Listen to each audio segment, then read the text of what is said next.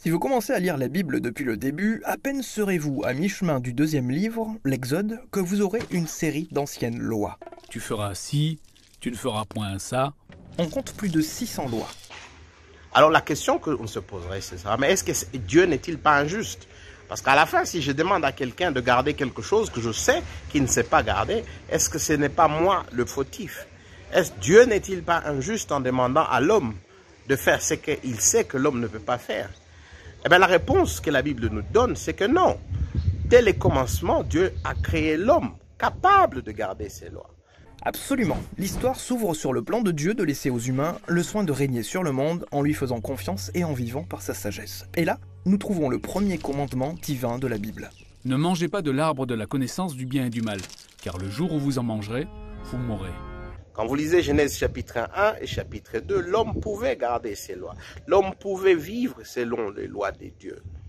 Et c'est comme ça qu'il a vécu. On ne sait pas, en termes de temps, Genèse 1 et 2, combien de millénaires d'années cela a été, mais on sait que l'homme a vécu parfaitement en gardant la loi de Dieu. Mais le problème est venu en Genèse chapitre 3. Mais les humains s'arrogent le droit de définir le bien et le mal par eux-mêmes. Et ça, c'est pas bon.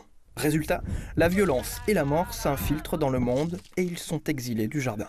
Parce qu'en ce moment-là, quand l'homme a décidé avec sa femme de rejeter les lois de Dieu, de rejeter la parole de Dieu et de vivre selon leurs propres désirs, selon leur propre volonté, tout s'est abîmé.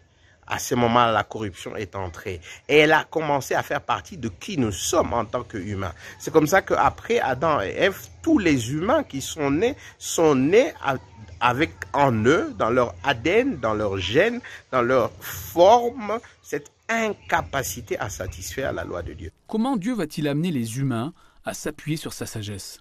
Et donc la solution, c'est vers Christ. Lui est le seul qui a gardé les lois de Dieu. Lui est le seul qui puisse appliquer cette loi de Dieu en nous. Oui, Jésus a dit qu'il était venu accomplir la loi. Tout à fait. Il était le partenaire fidèle de l'alliance qu'Israël et toute l'humanité étaient destinés à être, mais ont échoué à devenir.